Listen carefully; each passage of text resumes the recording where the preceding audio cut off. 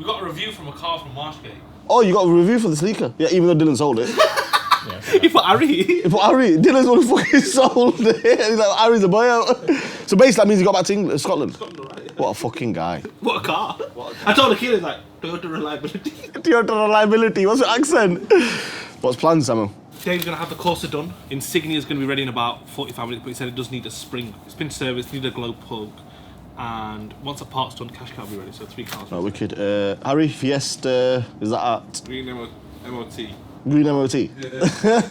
You mean the green Fiesta is at the MOT, yeah? Fucking camera shy.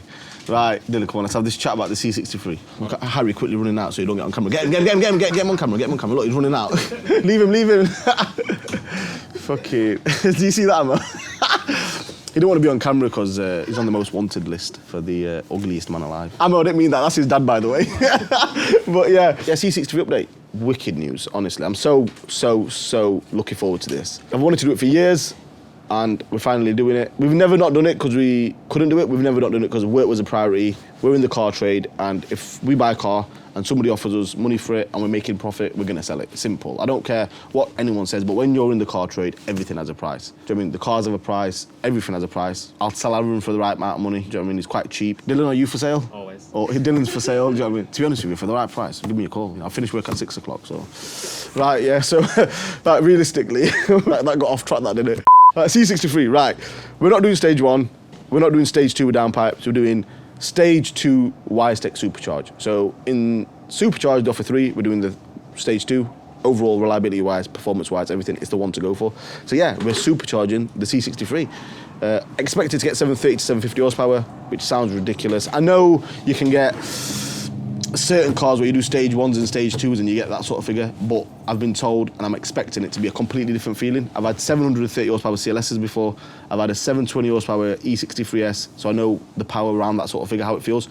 But with the C63, it's rear-wheel drive only. It weighs about 400 kilos lighter. It's a 6.2 litre V8, so I'm expecting it to be a proper handful. I'm expecting it to be a proper, exciting 730, 740 horsepower car. Whereas the E63S, it just felt like the car was doing it all for you, I'll be honest with you. I like the cars and we'll probably see what happens in the future, but we might even get another one. But for now, I want to do the stage 2 supercharge on the C63, and yeah, we're going to do a proper video on it.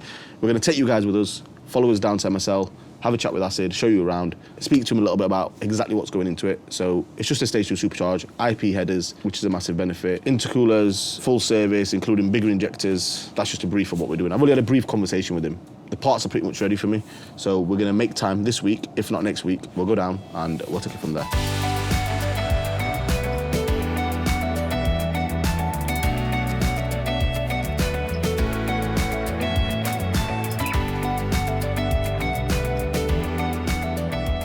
So yeah, we've bought a Japanese sports car, really good repetition. Everyone talks about them, everyone loves them. I like them, I really do like them. I've had a few before, but this is not one that I really like right now because it's broken. There's quite a few things broken on it. So we're gonna quickly talk about what's broken on it, what we're planning on doing with it, and just a quick little chat about it really. It's gonna be a short video. So yeah, I'll show you the car now, and then we'll have a little walk around it and see what's what.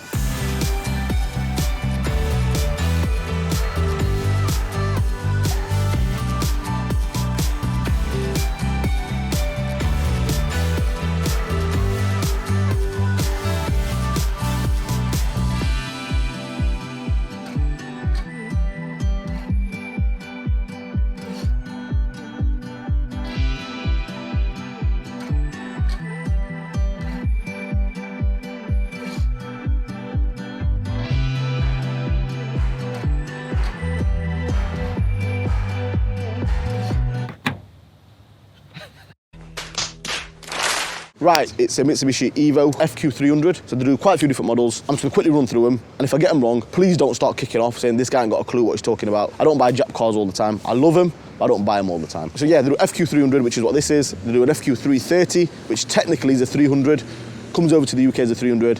HKS put a few bits on it with Mitsubishi, turn it into an FQ330. So if you ever buy a 330, you HPI it, you check it on the internet, and it comes up as a 300, don't panic, it is a 330. And the way to tell is in the driver's door strut, there'll be a sticker from HKS confirming that it's been converted to a 330. After the 330, they do a 360, which overall is at the middle sort of best overall one to buy, that's what they say. Price-wise, there's quite a big difference, so you want to be a bit wary. And then they do an FQ400, mad. And then now, the last one they launched was an FQ440. absolute animal, what a beast. But they are like 40, 50 grand, so it's a lot of money. So yeah, this one, we bought it just from a passing by customer really, coming to us, said, look, I want to sell my car, I've had issues with it, and I just need to get rid of it. I need something reliable for work, so I need to get rid of this. So we bought it off him. The guys in the office did not really check it properly, so I can't really blame the customer, but he did make us aware that the engine light's on and the four-wheel drive system does throw a fault. However, about 5 minutes after driving it, the gearbox did throw a fault as well. So that's the only thing he didn't mention to us, but we're not holding it against him. He drove it and we took it for the test drive and it seemed fine. So it's just our luck that we jumped into it and the gearbox has thrown a malfunction. So as it stands, engine management light's on, plugged it in and it comes up with an O2 sensor in the exhaust. Hopefully it should be quite simple. Four-wheel drive system does not work. So it obviously works because it's a four-wheel drive car, but it's throwing a fault on the four-wheel drive system. So it doesn't let you select gravel or snow. It's just permanently in tarmac, so we need to get that looked at. And the main thing I'm bothered about is the gearbox, I'll be honest with you. The SST gearbox, which is an automatic, they're not unreliable, but they're okay, but they need servicing properly. You need to stick to the schedule for the services. Apparently every time you service these, there's a gearbox sort of reteach or relearn, whatever you want to call it. So you've got to recalibrate the gearbox every time you service it, or even without servicing it every year, you should recalibrate it. So apparently all these little things can throw faults. So I'm hoping it's something simple. A part of me, we're just going to put it on our sister site, which is an auction site we run. I was going to put it on that and just get rid of it as it is. But for you guys and people who are looking to buy Evos, or people who have already got Evos and got similar issues, I just want to do a little video on it, tell you what's happening, and then a couple of weeks down the line, we'll do a full flat review of it, hopefully after having it fixed. We'll go through the things we fixed, we'll go through the cost of fixing them. You never know, if it ends up being a good car and it ends up being a solid car, we might take it further, we might tune it, we might not, we might stick a bigger turbo on it, or whatever. As far as engines go, they're all 2 litres. They do have a Mavic on them, so it's like Mitsubishi's version of VTEC on Hondas. It is what it is, it's a Mavic, apparently it's variable valve timing bullshit, whatever it's called, and it makes the car faster. Yeah, so it's a Mavic turbo, so it's both, whatever the fuck that means.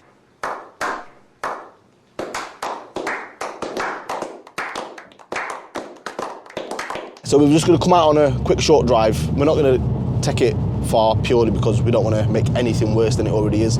The engine light's on, but for my own peace of mind, I've had it plugged in and it comes up with lambda sensor, so it's nothing major, it's exhaust related.